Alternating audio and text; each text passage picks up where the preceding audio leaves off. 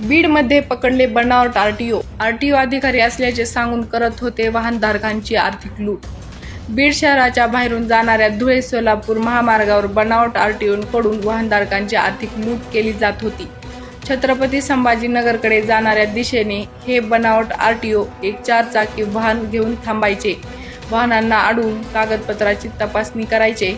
काही त्रुटी आढळून आल्यास त्यांच्याकडून मोठ्या रकमा वसूल करायचे। याबाबतची माहिती बीड येथील आरटीओ अधिकाऱ्यांना आज दुपारी मिळाल्यानंतर त्यांनी तात्काळ तेथे पोहोचून 2 लोकांना ताब्यात घेतलं। 4 चाकी गाडीला आरटीओचे स्टिकर आणि लाल दिवा लावलेला तसेच ठाणे विभागातील आरटीओच्या एका गाडीचा नंबर टाकल्याचे आढळून आलं आहे।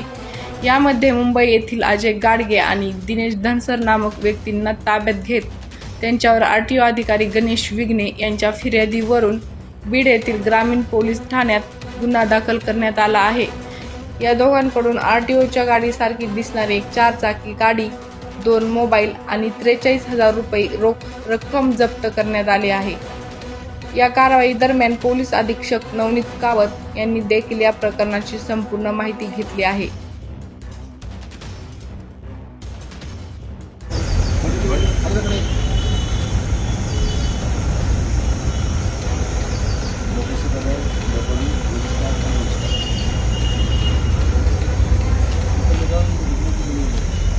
बरोबर बघ रे, बरोबर बरोबर.